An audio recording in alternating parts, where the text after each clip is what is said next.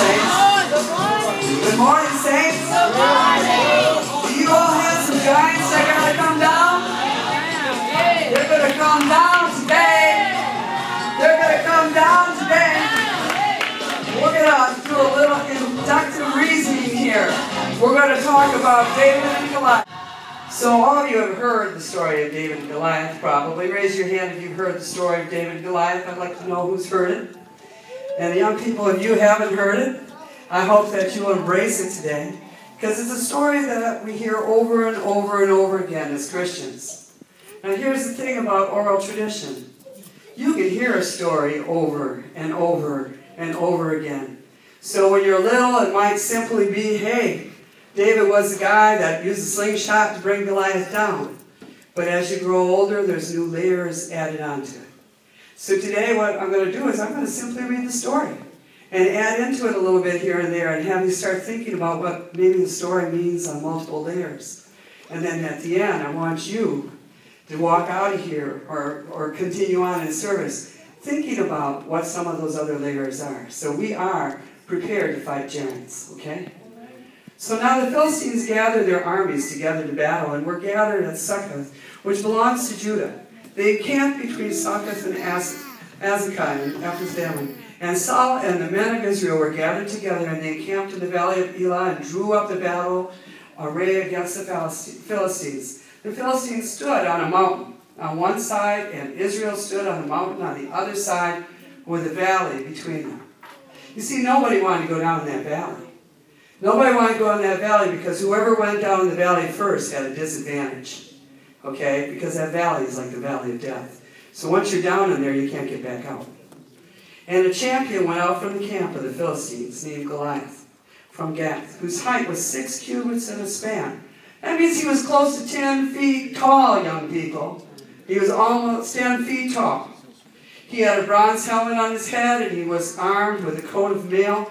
And the weight of the coat was 5,000 shekels of bronze. That's about 125 pounds, more than what some of you weigh. Okay? And he had a bronze armor on his legs and a bronze javelin between his shoulders. Now the staff of his spear was like a weaver's beam, and his iron spearhead weighed 600 shekels, and a shield bearer went before him. Then he stood and he cried out to the armies of Israel and said to them, "Why have you come out to line up for battle? Am I not a Philistine, and you are the servants of Saul? Choose a man for yourselves and let him come down to me. If he is able to fight with me and kill me, then he will be your servants. But if I prevail against him and kill him, then you shall be our servants and serve us." Saul's a bully. He's talking a lot of stuff. How many of you ever experienced a bully that maybe even comes out with a whole bunch of people and they just start talking stuff? And if you don't confront them, they're just going to keep talking stuff. And so Saul's going to keep talking. He's going to keep talking for 40 days and 40 nights. He's just going to keep talking. He's just a bully. But not Saul, but Goliath. But I want to go to Saul now. Excuse me for getting that wrong.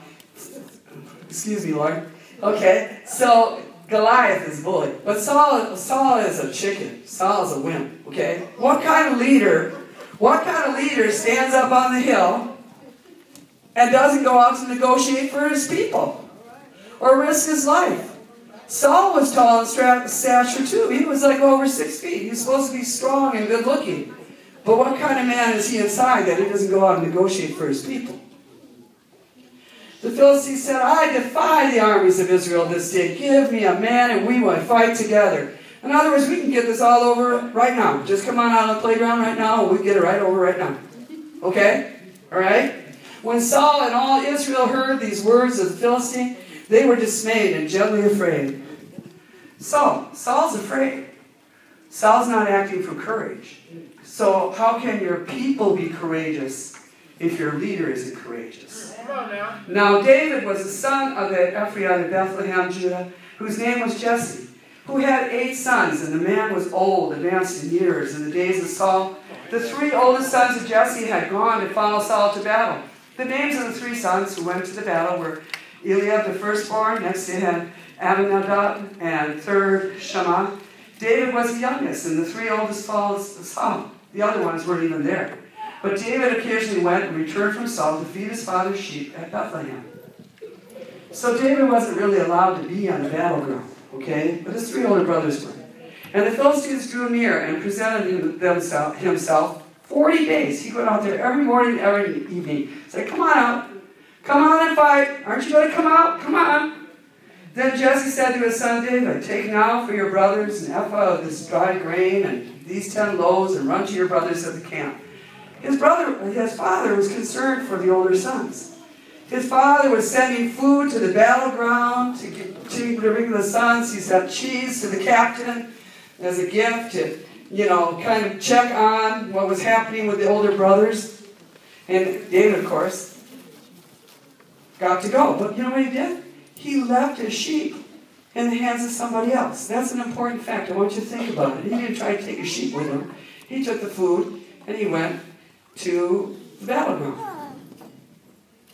So David rose early in the morning, he left the sheep with the keeper, and he took the things, and he went as Jesse had commanded him. And he came to the camp as the army was going out in the fight and shouting for the battle. For Israel and the Philistines had drawn up in battle, army against army. And David left the supplies in the hand of the supply keeper. Well, first he left his sheep over there, now he's leaving the supplies in the hands of the supply keeper. Are you following this? Okay, there's a point that I'm going to get to in a minute. Okay, that's about this. Okay, so he leaves it, and then for Israel and the Philistines had drawn up in the battle.